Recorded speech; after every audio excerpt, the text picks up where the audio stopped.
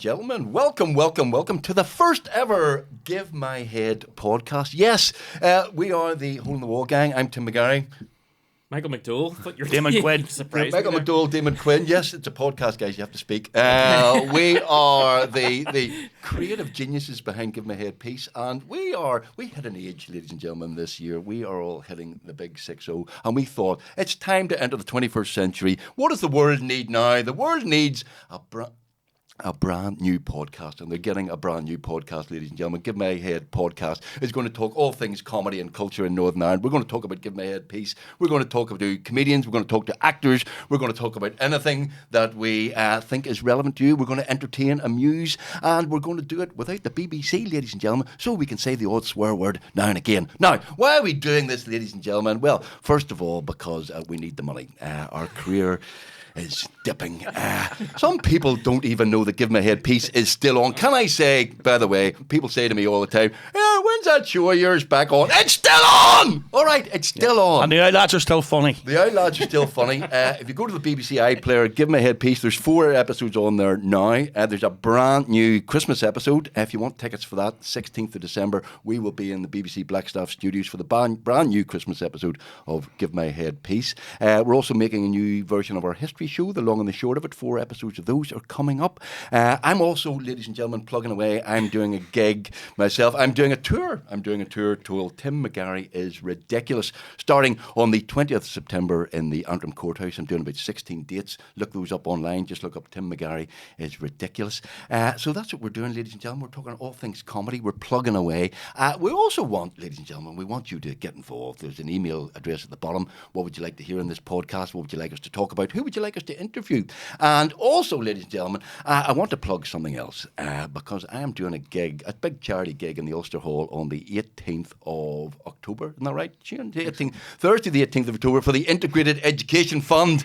I've been a big supporter of integrated education, and I want the wee Protestants and Catholics all to come together and go to school together and end the troubles forever and ever and ever. And, ladies and gentlemen, who's appearing on stage with me? Well, the wonderful Colin Murphy, Wendy Wason, and our special guest today, the first guest on the Give My Head podcast. We went to the top, ladies and gentlemen. We went to the expert in podcast. We went to Mr. Shane Todd. Welcome to Give My Head podcast. Shane Todd, ladies and gentlemen. Thanks for having me. Thank you. Can I just say podcasts are hot? Like, these lights are really hot. Yeah. I'm sweating here. I'm like Prince Andre in reverse. You're not used to this. No, these lights are hot. Michael, I'd love to know your real name, because when Tim asked you your name, you really thought about it. You've been a witness protection for years. Michael McDowell. There you go. Michael McDowell was the only funny Protestant in Northern Ireland until you came along. And genuinely, there were no funny Protestants, and That's then true, you burst onto the scene. Tim, you've assumed my religion. How dare you? Well, I'm a free agent. Are you? I'm open to offers. Yeah. I could be, Well, I'm an atheist. I'm a patron of the Humanist Society, but I'm a Catholic atheist, obviously. There is no God, but he'd definitely be a take, wouldn't he? Come on, Jesus came back, right? Is he going to go to St. Peter's Great Basilica in Rome, or is he going to go to an evangelical hall in Cullybackey? No, he's going to go to Not Mother's Memorial, then. Not Mother's Memorial. Anyway, Do you want to tell them, or will I? You are doing this gig for me on the 18th of October. I don't know the date either, but we're doing it. Yeah, well, I think it's the 18th. We're doing it. Yeah, I did it maybe 3 years ago with you. Did you? Yeah. You fun. Did? Yes. No, I was there. I didn't do it, but I was there. The Ulster Hall. But I'll be on stage. It'll be great. And we met you slightly earlier, and you said something which has heartened my soul, because I'm doing a solo show for the first time in years and years. I haven't done it in years and years, and I thought I needed about an hour and a half material, and you said, 55 minutes will do you right. 55, and if we're having fun, we'll do 65. That's the way I keep it. Like, an hour's good. An hour's... You've come down. I remember the first time you were chatting about, like, properly getting back into stand-up, and you were like, what would you do, like an hour, 45? And I'm like, that's 2 shows. I think, like, some people do 2 halves. But I can't understand having the interval in between your own set. Because if you're having a great one, you're going to have to kill the momentum. Right. Yeah. So just to be And then clear, you start- you're doing fantastically well. You did about 15 shows in the Opera House last. You're doing the That's right. Sorry, 16. Sorry. all sold out. Congratulations, well done. We only do 10, and we're still. Oh, by the way, we're in the Opera House on the end of March 2025. More plugs with in Give an My appliance Headpiece. There's plugs before. If we'll stop the plugs, if you get a sponsor, if anybody wants to sponsor this wonderful podcast, Diageo in particular, I'm a big fan of Guinness. I'm prepared to drink Guinness any time of the day or the night. But sorry, you're doing the SSE. Doing 2 in the SSE. Yeah, and you yeah. literally only do 55 minutes. I say every year I go, we'll aim for, if I can do 55, I'll be happy. But then you have fun in between. I was talking to you earlier about not being like word for word on the show, so I'll have fun in between. You mean So you it- make it stuff could- up as you go along? It could be 75 minutes. It just depends. It's always over an hour, but I aim for 55, and I go, I'll be happy if I can get 55 minutes of material. What I And was then it ends up really being longer. impressed about you, though, was you broke America. I mean, if you broke were at the America. show, if you were at the shows, Yeah. I've gigged out there, but I would love to. It's like it's cracked. You know what I mean? But I haven't broken it. Yeah. It's still working. You're not asked to do a Trump rally or anything like that? I Would you do a Trump rally? yeah. You would? I'm doing a gig for Tim. Do it, Trump. Well, you've got the baseball cap already. You just need the 4 words. Stick on the front of it. Yeah, I've been over there for a couple of years. I got my visa, so it makes it easy to go over and do shows. But I mean, it's starting from scratch. How did you find it? I mean, was the I didn't notice it was that much in terms of audience. People go, they're going to be so different out there. They don't get sarcasm, don't get irony, all this kind of thing. It's similar, you know what I mean? And Right. people, especially if you're in New York, you're not gigging the New Yorkers. It's people from all around the world. Same with LA and places like that. You see, I always thought Americans didn't get sarcasm. Because I brought the wee lad to Disneyland, Florida. Yeah. And we went to the Disney Village, and I said to him, like, pick where you want to go for your, to your dinner. And he picked this place that looked really cool, but it was a bit of a nightclub as well as a, Yeah. as well as a restaurant. We got to the front door, and the guy comes out and goes, "I'm sorry, sir. We have an over 21 policy." And I says, "Oh, well, that rules me out." I was halfway down the street. He followed me down to go, "No, I didn't mean you." They've an over 21 policy in Disneyland. Well, this was bar. the Disney Village. So there's like there's bars and stuff. And Of course, that's not a good business model, is it? Bring your kids to an over 21 bar. Yeah. You got to be over 6 foot to go on all the rides. so do you think Trump's going to win? I think he's got it. I think he's got it thrown up. He's got it thrown up. If you get shot in the ear, Yeah.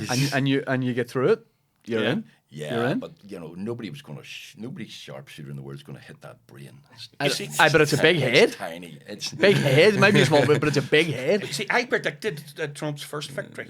So I was actually in there. I was in New York for in 2016, and I predicted his first victory. And I think the same rules going to apply. I think there's 2 very good reasons why the Americans are going to vote for Trump again. 1, they're stupid enough, and 2, they deserve him.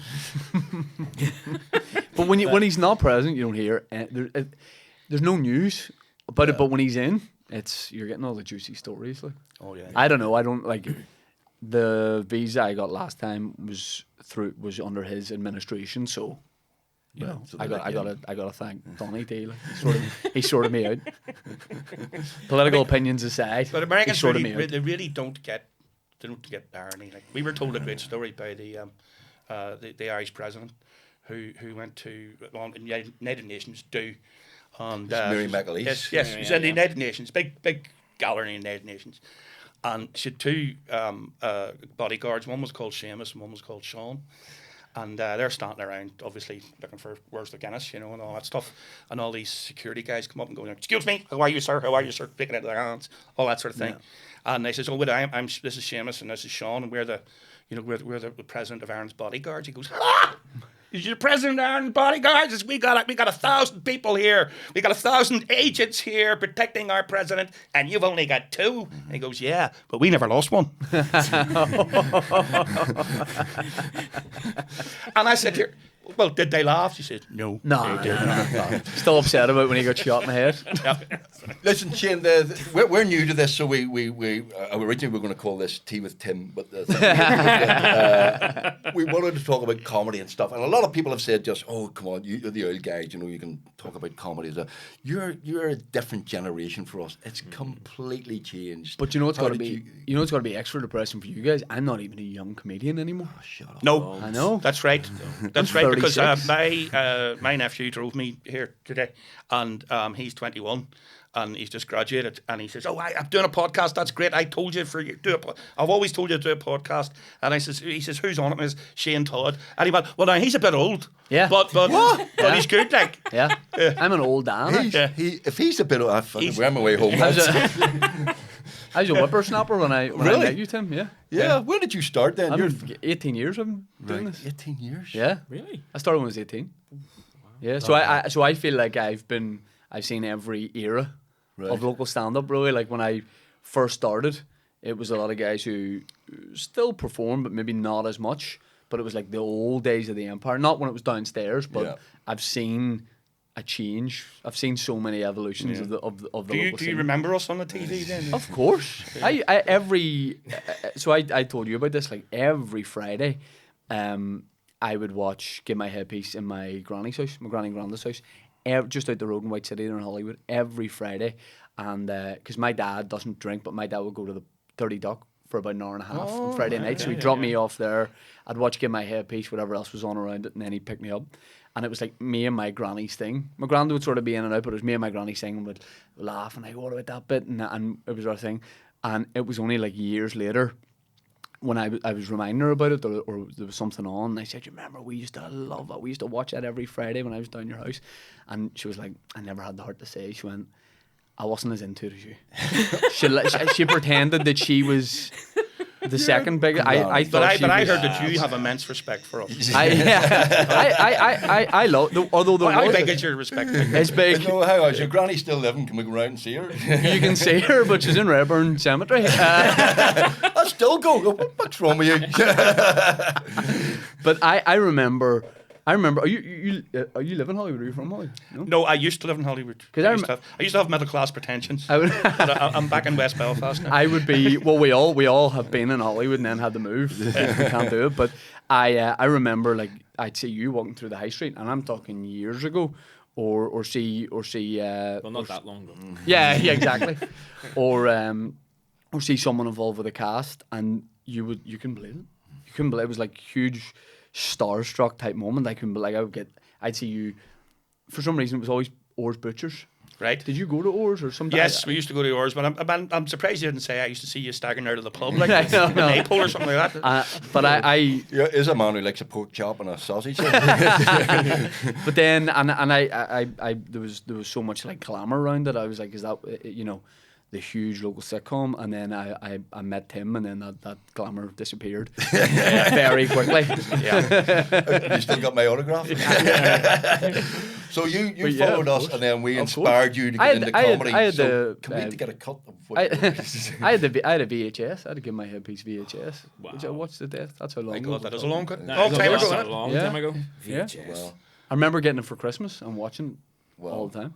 well, there's still the BBC, by the way. He's going to start plugging them. No. Tim selling them out of his boot. The BBC are bought some. We're going to put some old episodes online because people say, "Oh, bring out DVDs." Oh, yeah, so yeah. there are there. The BBC have bought some, so hopefully in the near future there'll be about 20 or 30 episodes. But the great thing was it was so sort of current and of its time. So you'd want to see what spin news were putting on what was current and in the news. So every week it was great. But we look at that now. Our trajectory from where we started was we did theatre shows in small theatres. Then we got a break on the radio. We did a thing on Talkback and got a bigger audience coming to the theatre. Then we got a radio show, and then eventually got a TV show. That's all. That whole model is just completely gone now. Nobody. You don't even want a radio show or a TV show. Yeah. You wouldn't want it.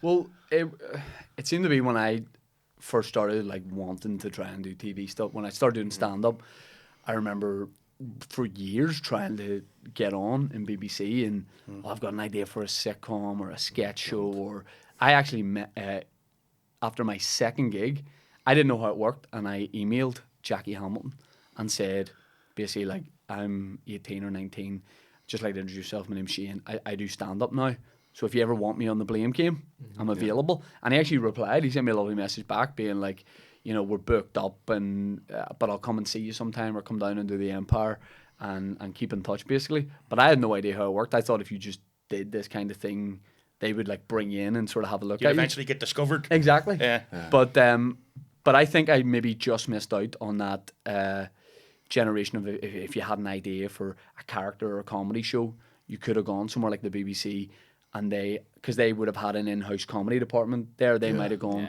come on, next Friday we'll grab a camera and we'll mess about and we'll go and shoot something. I feel like I missed out on that. You had if you weren't established or a name, it was just impossible. You might get like an extra role in a sketch show or something like that. Yeah. So I think we all then started doing our own stuff.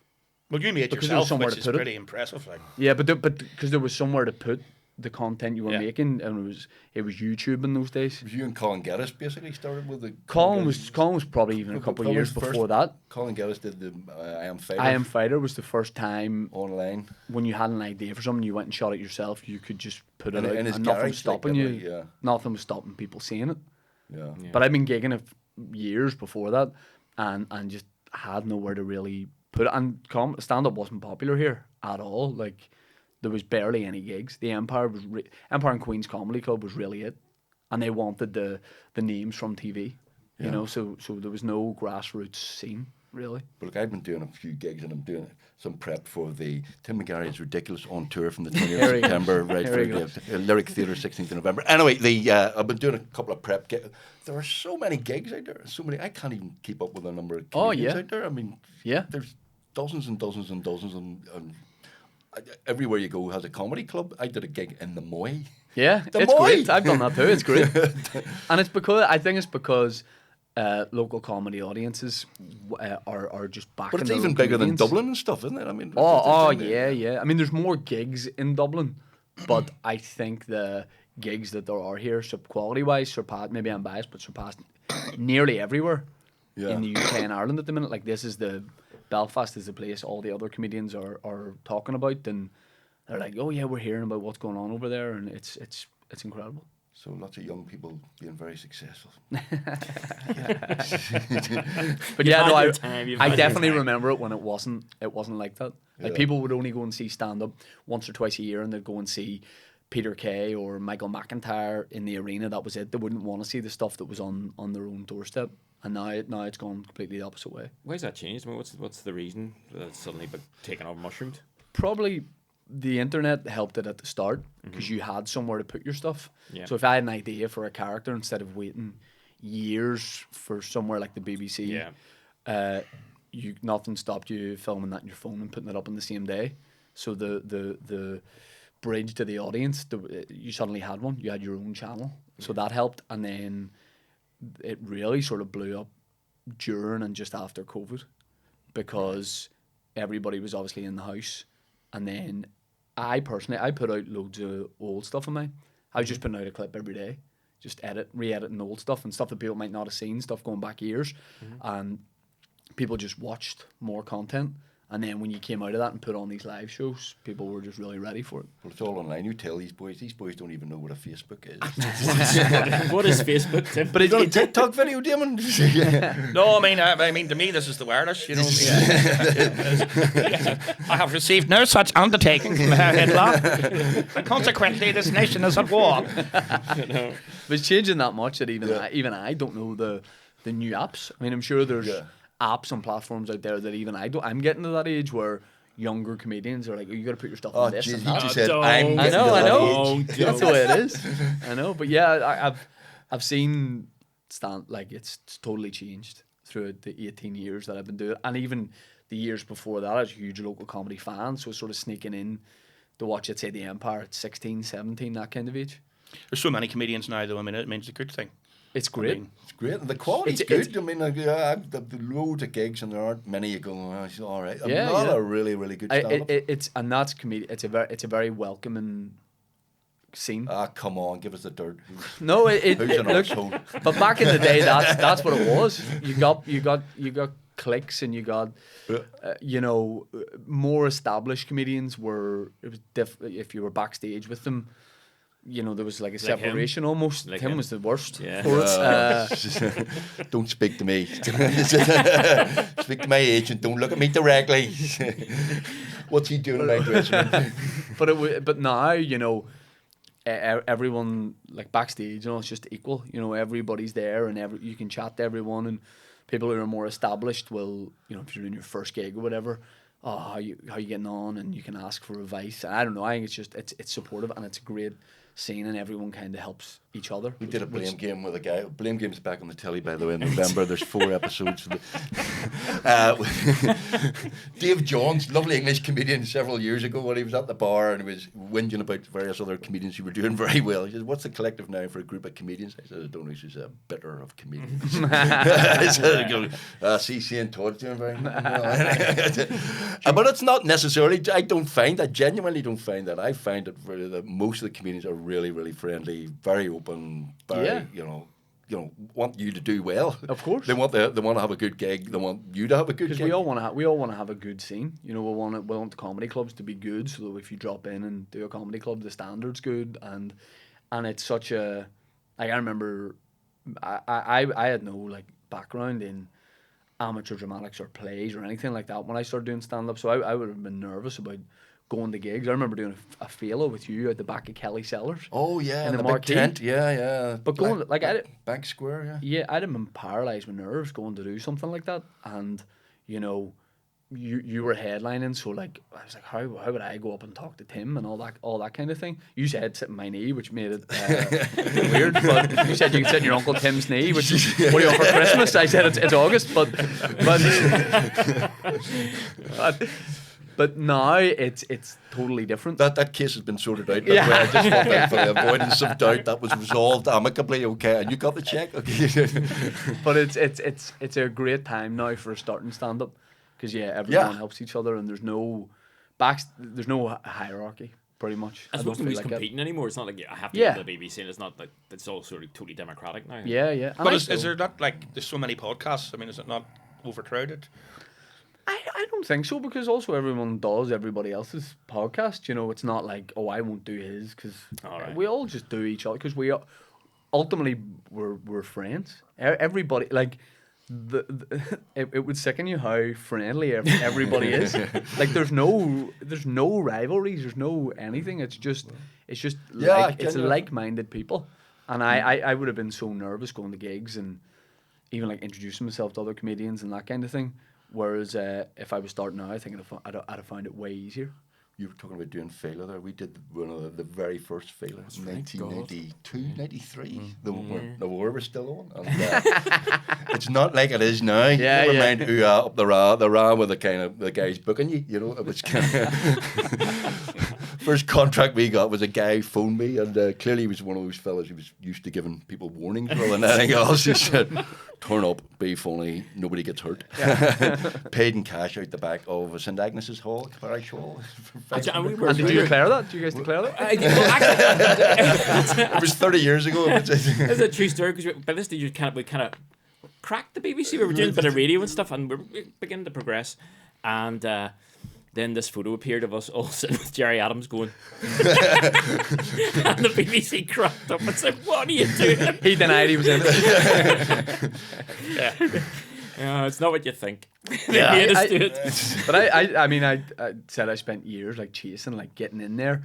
But now you're like, you wouldn't even want the TV show. We're actually, me and Kieran Bartlett are making a sketch show for BBC at the minute. Mm-hmm. But the best thing about it is we're kind of just making it the way we'd normally make it. We're independent producers, so we're able to make it the way we want. But and I still like, I'm very much drawn to TV, but I wouldn't say it's a priority. We're not going to slag off the BBC, because they've been very good to us, and you know, we've our careers through them. They put our children through university, and they've given us Give My Headpiece special on the 16th of December, and given the Blame Game. It's back in November.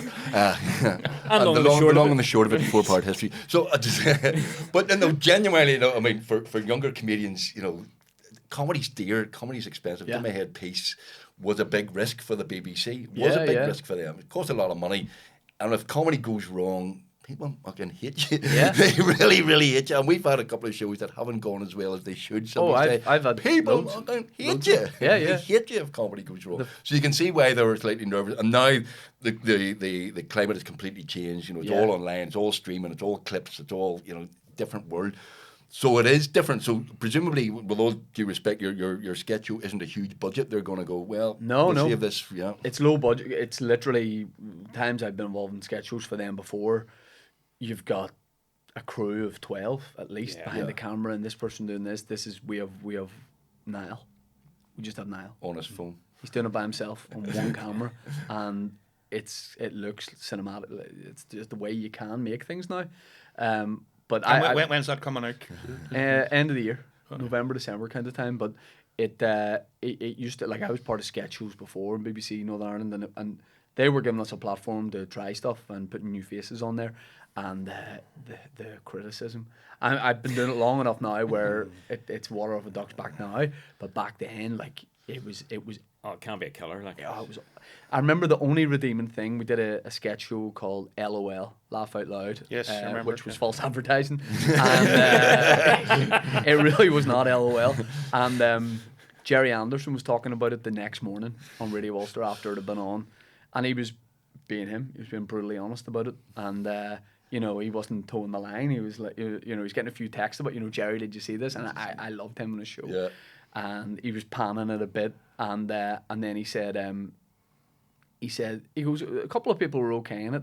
He goes, the wee fella who looks a bit like Paddy Keelty or something like that. He mentioned me and an actress in it, and he's like, they're all right, and that made up for all him saying I was all right. Made up for all of the Twitter comments. Jerry Anderson said you were all right. Yeah. I mean, that's pretty good. That's the highest That's praise. praise indeed. So that was fine, but. Did you learn your acting skills from us, from watching us, the professionals? Yeah. Yeah. Do you Me and remember? him went to an acting school in Dublin. You I know it's hard to believe. You must have Skyped off. We had a great time. We had a great. Stanislavski core, yeah. But then the thing I always find, maybe not as much anymore, but there was definitely a time where new comedy, I feel like, was coming up, or people my age, and they were really pitting us against you guys. And any comedy who did? journalists. Name the names. Journalists. You remember? I did an interview with I was doing, I think, maybe my first Ulster Hall, and I was doing an interview for the Sunday Times or something like that, one of the supplements in one of the big papers, and he was asking me about how I got started and all this kind of stuff. And he was a local journalist, and he said, he goes, it must be difficult for comedians like you. He goes, give my head pieces on, there's no pathway for you to get past that, and you must find that really frustrating, and you must find that outdated, and this really putting words in my mouth. And I said, I was like, no, I said there's absolutely a place for that, but it'd be great to see a show on straight after it, because the audience is there. So I was like, maybe comedians of my generation could have the half hour after it. Even if a lot of people have switched off, we should be able to work side by side with established programs like that, and very much like stuck up for it.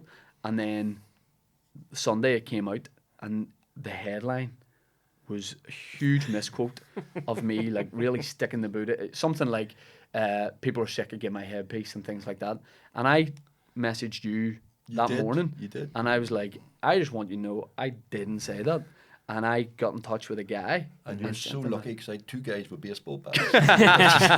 Literally outside your door. I sent the guy a big long message. And I think he took advantage because he was a young comedian. Yeah. And I was like, we both know I didn't say it. And he taped the interview. And I said, I'd appreciate it if you can say that I didn't say this. And I'm expecting like a back and forth, and how am I going to proceed? And I don't want Tim thinking I've said this. And the guy I forwarded this on to Tim. The guy just replied and was like, nah, no, you didn't. But these things happen. Journalistic integrity. Yeah. But it was like a hit piece that he and I think you had previous with him. You said. Yeah. And it was a Sunday Times guy, wasn't it? Wasn't Liam? Was it Liam Fay? No, it was somebody else. No. There was a journalist who just spends his life hating us. But he'd used me to attack you guys, and I was so hurt by that. Like, it was Well, we've tough. forgiven you. Yeah, It wasn't yeah, your yeah. fault. Yeah. It's all right. We know it wasn't you. You wouldn't do that. No. Not on tape. So are you all prepped for the for your SSE? No? I'm doing my work in progress shows at the minute, Right. which are the most enjoyable time to do stand up, because you're people know what Flying. it is. Tickets are cheap, Flying without. and you're going up with a notepad. Now you're not reading from it, but you're referencing back to it. And you find a lot of people. I tell them what it is. I'm like, if you're coming to the SSE, there's going to be a lot of the same stuff. It'll be better in the SSE, but it's the same stuff. But a lot of people go to both because they like to see you working it out, and then they see the finished thing. But I've ran the show 3 times. I'm doing Bangor tonight, but I've done 3 times. I've done the Fringe. You did a world tour of Bangor? I did 4 gigs in one night in Bangor, yeah. It was In great. Bangor? In Bangor. There's My 4 world gigs tour of in Bangor. Because it was open house festival, and I'd done it a few times for them, and they have an amazing venue. The Walled Garden, which is beautiful. I haven't done the Walled Garden. I've heard great things about it. Yeah. One of the best venues you I've heard do. that. I thought Bangor was boarded up. Just fit in 4 gigs. We took 4 places open in Bangor. Yeah, That's- the 4 places we did them, and it was great. I love doing stuff like that. But I've been doing that was all work in progress. But I've done the Edinburgh Fringe. Yeah, I did Sunday there and the Saturday before that. All right, Just 2 one-off shows, work in progress. Really? That's what a lot of people are Just doing tonight? there is work in progress shows. Seriously, flying off to Edinburgh to do one show? I flew in on Sunday there, 10 a.m. flight, and then I flew home at 20 past 10 at night. You know, Cost you a fortune? no, No. it was, stay. it was a 20 quid return flight. And all my No, I mates, mean like the venue, like. oh no, because it's really changed there now. It used to be, you used to have done it. Oh God, it was yeah. It was you go for the month and you lose a fortune, Yep. and Yeah. accommodation's so dear. Now people don't want to go for the month. It's not what the festival is not what it was. So it's changed is what it was. Still great, But but it's still it's a million times bigger than the time we were there, late 80s. Right, We right, did a right. couple of stage shows, one in particular, which scarred us for life. right. But also made our career. Yeah. Genuinely, we Yeah. did a show called what was it called? It was well anyway the first show we did. And Come on down the ideology's right. yeah, there was about 12 of us in the cast, and we were ex-students and kind of there for drinking, and 4 or 5 of us were taking it seriously, and there were some good sketches and some shite, to be honest with Right. you. It wasn't a great show. Yeah. We'll be honest with you. That's what the Fringe is. Yeah, but it was the best learning curve we ever had Yeah. in our lives, because we were a bit crap. We got a 1-star review, which I can still remember verbatim, which in the Scotsman says the Hole in the Wall gang started off well with an interesting tableau about a tortured peasant. ...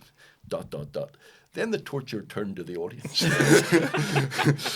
As the Hole in the Wall gang went through a series of sketches that seemed to take forever to set up and weren't very funny anyway. But it didn't get to you, Tim. And then, no, No, I'm over it. he's I'm forgotten over it, it. he's Me and my forgotten it. psychiatrist were working through it, and then it got worse after that. But we had the best experience, because there was a group of people called the Bodgers. You probably don't know them. They then became something that became Absolutely Productions, Scottish company, created things called Stony Bridge and stuff like that. They had a show. I can tell you, Jack Doherty, who plays the chief inspector in Scott's. Yeah. Squad, He's doing his own show. he was one of the members of this comedy okay, group called the Bodgers, and they came round, and the theatre manager said, "Come and have a look at this show by the Hole in the Wall gang," and they basically took us to one side and said, "Lads, no harm, but you're a bit shite." It's a bit shite. Yeah. And we were doing Monty Python impression, because that was where our background was, things like, not the 9 o'clock news, Monty Python, Yeah. English sketch shows. There hadn't been any Irish comedy really, apart from Frank Carson and stuff. So we were kind of, taking our cues from English comedy. And he said, some of the stuff you're doing about Northern Ireland, speak in your own accents, talk about what you know, and get rid of half the cast who clearly don't want to be booking there. Yeah. And literally we did that, and we come back and we had a coup and we had a cull. We culled the Hole in the Wall gang from 12 people to 5 people, and we went back the next year. It was the 80s. That was all.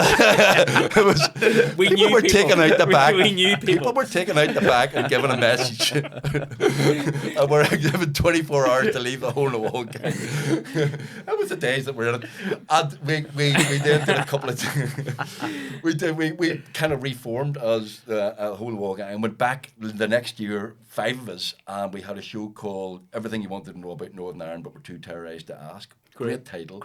Sold out for a fortnight. Made not all money, but at the same time sort of went, all right, yeah. Yeah. And that was that was a huge learning curve for us. Yeah.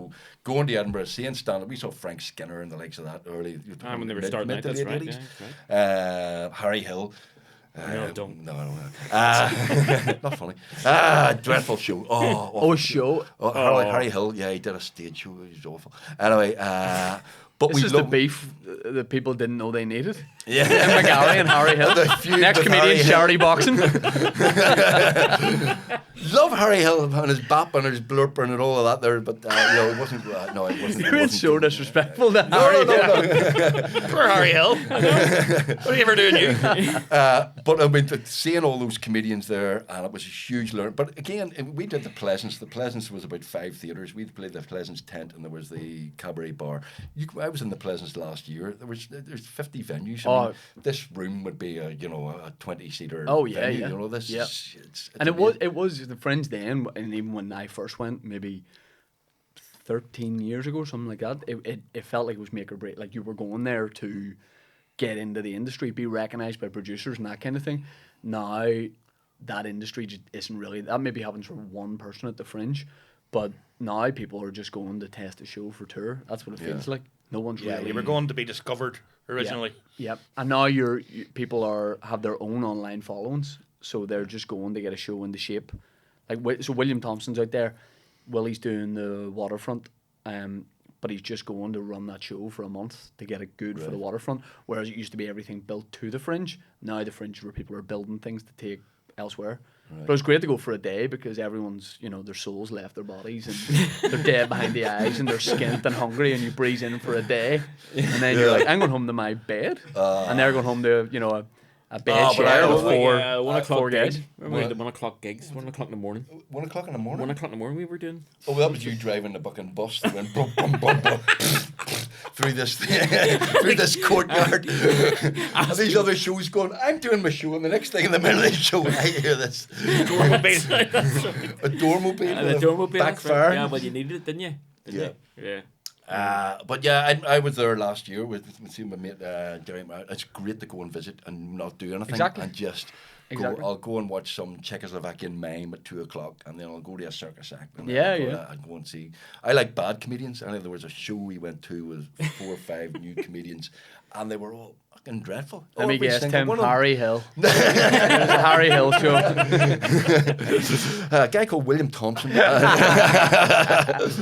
I don't know. I quite like bad comedy. Yeah, I know what you but mean. You know what I Weird mean? and wonderful things at the Fringe Yeah, is what people but want it's to see. nice to respect my age. You go, well, I'm better than that. Yeah, yeah. He'll But there's text not me. many that like that anymore. Yeah. He'll text me one night. He'll see a show on TV and he'll go, "Have you seen that that comedy show?" And you go, "Yeah, no." And he goes, "It's shite. You want to watch it?" It does cheers me up. Yeah, Bad yeah, comedy yeah. cheers me up. Yeah, I know what you mean. But we've got to that age, you see. So I'm still doing stand-up, and I'm 60. Yeah. There are not many my age.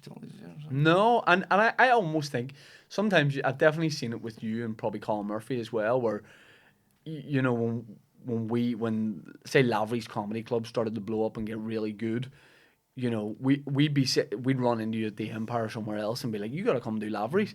And I think the comedians from the generation maybe above us didn't know what that would be like, or not how welcomed it'd be, but there was just I don't know what that would be like. And then as soon as you come and do it, you're like, this is great. Yeah, And Lavery's we, is great, yeah. we love it if you're on, and I should say we all turned 60 this year. Right. Tim is actually the youngest of the three of us. Now look at.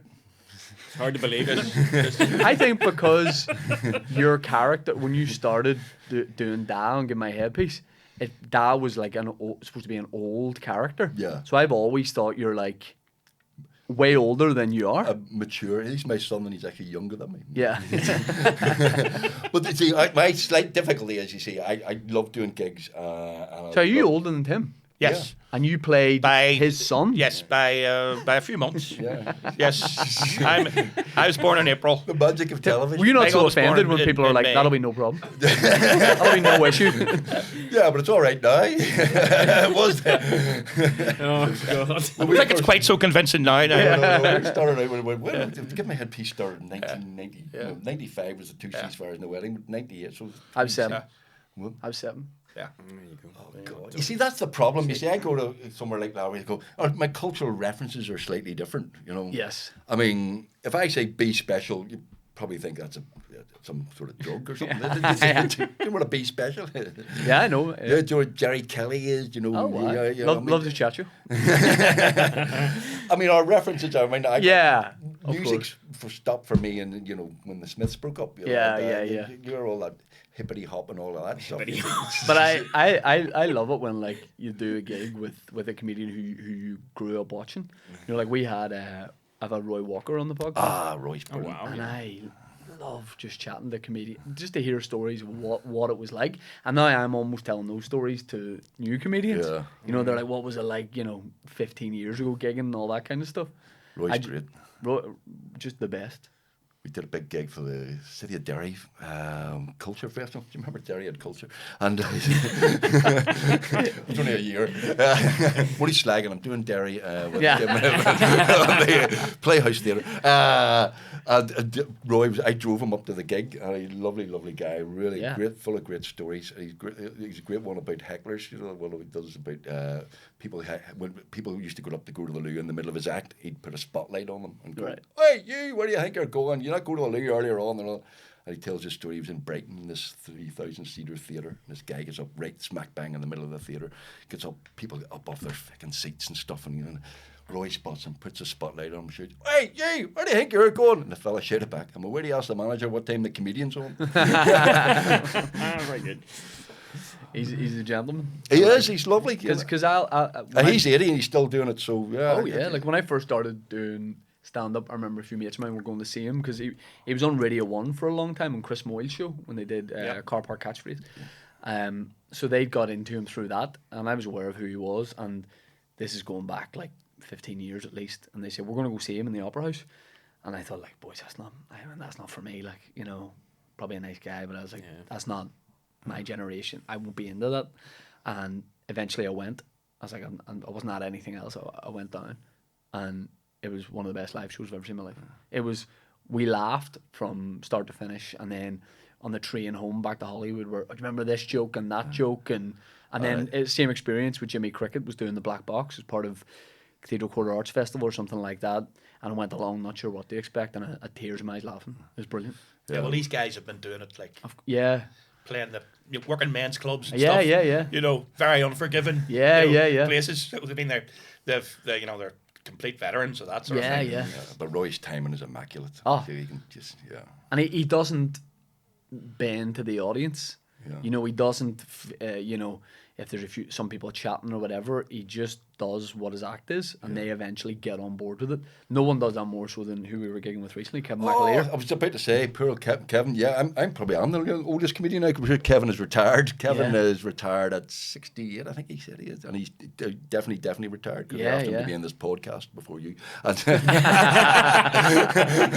only slagging, you were our first choice. And and what a comedian who I've never seen him put down hecklers. He doesn't really do heckling, or people don't heckle. He just takes his time, and you shut up and listen to him. He was unbelievable. And he's one of my comedy heroes. And I saw him do the Empire once, and it was a student crowd, and it was like September, so it was all fresher students, and everybody's drunk. And he was on by it was like 10:30 by the time he was on. And I started to feel really bad and go, they're going to eat him alive. Worried for him. Because this is the time where they wanted you to do badly. That was what the audience wanted. And he goes on, and of course he normally spends a few minutes just adjusting the microphone, without saying a word. But he's taking extra long. And I'm like, and people are talking, and I'm like, fuck, please start talking, you're going to lose the audience. And he just spends longer, and he goes to talk, and then he just adjusts the mic a bit more. And he starts talking, and he's talking really low. Like really low down with his voice, and no one can hear. And I'm like, fuck, I feel so bad for him. And ever so slowly, people started to shush other people and tune into what he was saying. And he did about 40 minutes, and it was one of the best sets I've ever seen in my life. Yeah, I remember that. I remember that the first time I saw him going. Had the same nervousness. Was going. Yep. Oh, this isn't going well. Yeah, he stood. I think we saw him. Remember we did the thing with UTV, and he stood for 30 seconds and go, no. So in the limelight. And you go, I go, what's I'm just. But he's doing his act, and you either get on board with it or you don't. Yeah. The best I ever saw with the hecklers was Frank Skinner, and it was the first time we saw him in Edinburgh. And he came out. He did a similar thing. He didn't do anything. He walked up and down and up and down and up and down, and they were all. It was a real bear pit. They were screaming absolute abuse at him. And this guy shouts at him, and he goes, "Sorry." He goes, and he goes, "I heard what you said. I'm just sorry." and then he starts into him. He won't let him alone. Then he targets him. Yeah. And starts giving him absolute. Right. Hell. Yeah. You know, he says, "Oh, leave him alone, leave him alone, leave him alone, ladies and gentlemen. You know, for him it's a night out, for his family it's a night off." You know, and he just destroys him, and then they all.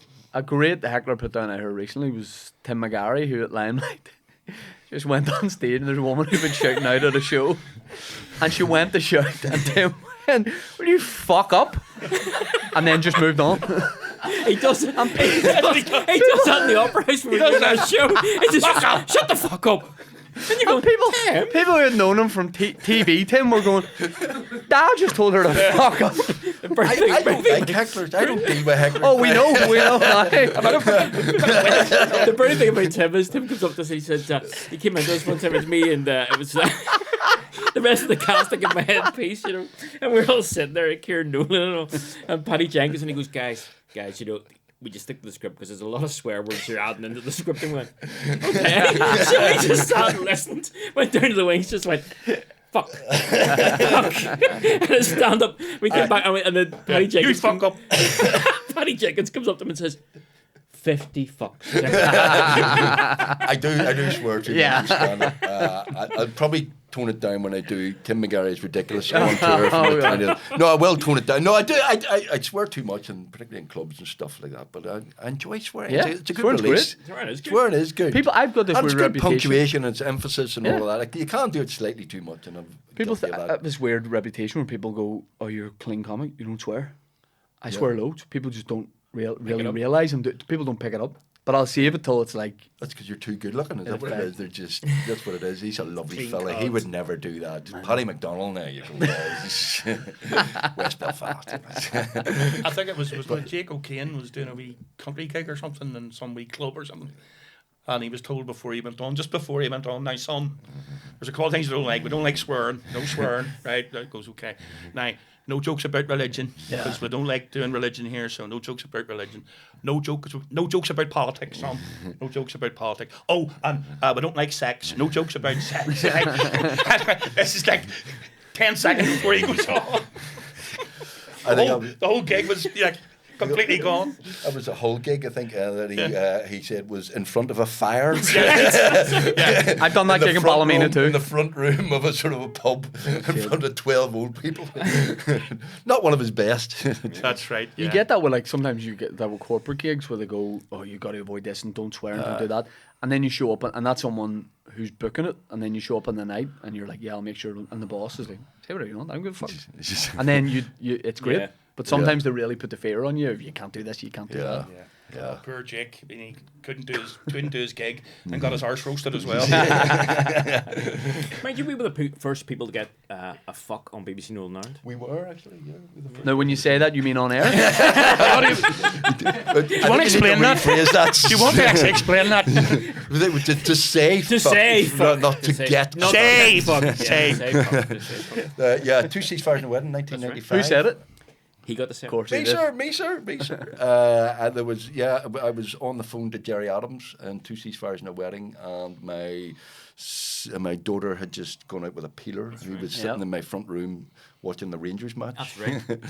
And I rang Jerry Adams to try and get him to break the ceasefire. I wanted to say I could break the ceasefire, and he said no, he couldn't break the ceasefire. And I said, "You don't have a fucking peeler in your front room supporting Glasgow Rangers."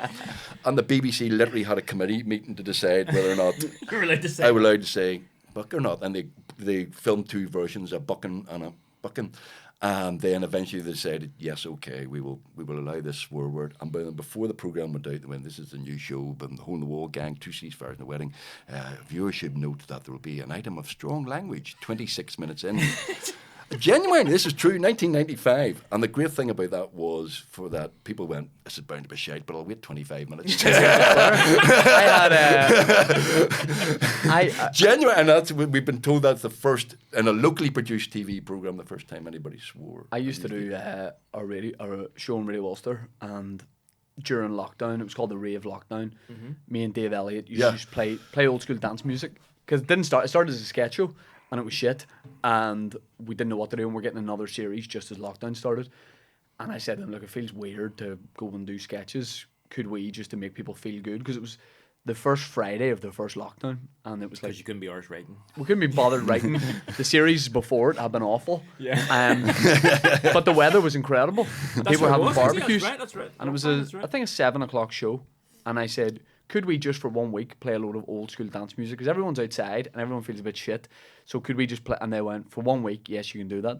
And then it just snowballed, and that's what the show became. And we were on a roll with it, and it was such good fun. And then it was Easter Friday, and I arrived, and they gave me a piece of paper and went, they want you to do a disclaimer at the start and say, and I said, but we don't swear or anything like that. And they went, yes, but just in case people find old school dance music disrespectful to, God on this day. What?